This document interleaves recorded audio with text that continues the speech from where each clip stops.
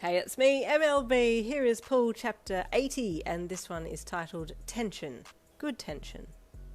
Sorry, you said quickly, stepping to the side and looking up at the person as you made to go past them. You nearly dropped your drinks when you saw it was Aizawa, who was dressed up as well. Oh, hi, you said. You turned up. Yes, he replied, looking down at your drinks. I'm assuming these are for Hazashi and Nomori as well. Yes, we're sitting over there. Come and join us, you said with a little forced smile. He nodded. I'll get drinks and be with you all shortly. You nodded and stepped past him, walking to the table and sitting down beside Nomori, who had watched you walk towards the table. Someone was enjoying the view, she commented as she took her drink from your hand. Sorry? You asked as you adjusted how you were sitting. She looked past you slyly, towards the bar, and quickly raised an eyebrow in a gesture to whoever was there, and you tucked a strand of hair behind your ear and peeked back to see who she was referring to. Aizawa? You asked her, when you saw that he was the only one at the bar now. No, surely not. It's not like that. Oh, isn't it? She replied with a smirk.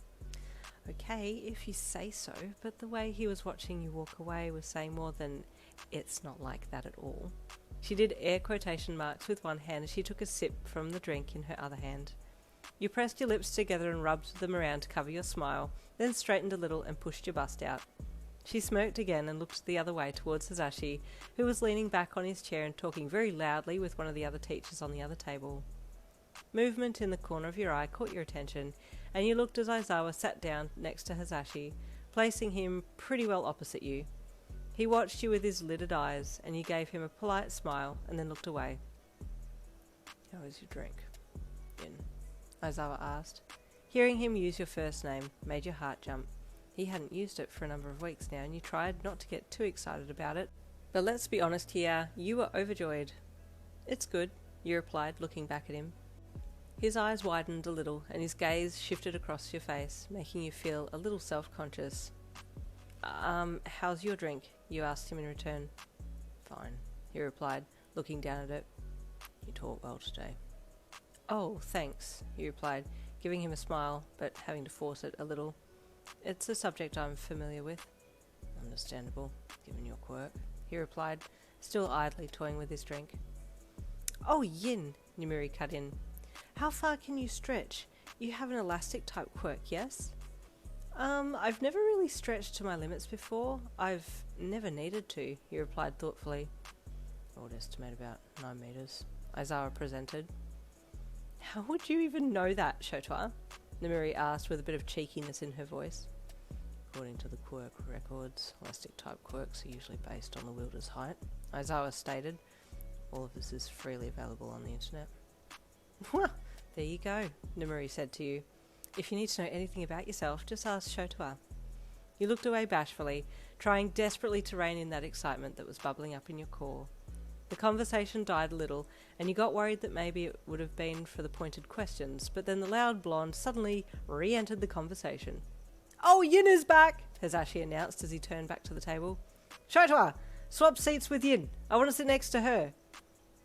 You're drunk, Hazashi. Aizawa grunted. You should be going home. No, but it's time to party! Yeah! He shouted. Aizawa's face deadpanned and he looked at you, which made you giggle at their antics. You're going to get hearing loss if you keep sitting there, Aizawa. Move over here, you said with a cheeky grin at Hazashi. No, don't go! Hazashi cried as Aizawa got up and moved around the table to beside you, sitting down with his foot next to yours under the table. I've been abandoned! Hazashi wailed dramatically, his cry of despair making Nomori put her drink down so she could talk some sense into him.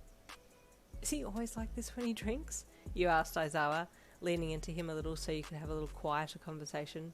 He smelled so good, that soft masculine scent filling your lungs as you inhaled. Unfortunately, yes, Aizawa replied, tilting his head towards yours as well, but looking just off your shoulder, the proximity making it easier for him to catch a whiff of your softly perfumed neck. His eyes shifted to your bare skin, showing your collarbone, and immediately his excitement grew. I really want to place kisses all along her neck. It's been so long since the last time we were intimate. He sat back a bit, pulling away to compose himself, and you sat back a little too, as Nomori addressed you. As you and her chatted and giggled, your leg shifted outwards and pressed against his. "Oh, sorry," you said, moving it away.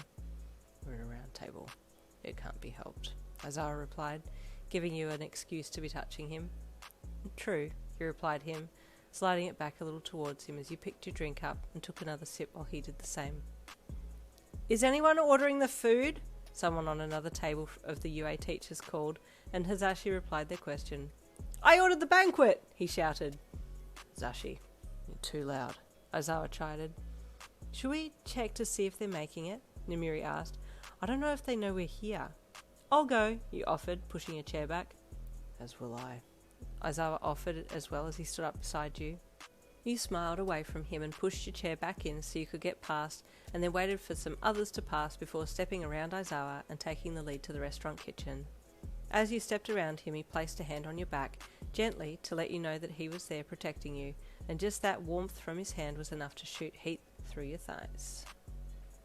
Ooh, and there ends chapter 80. Stay tuned for chapter 81 coming tomorrow.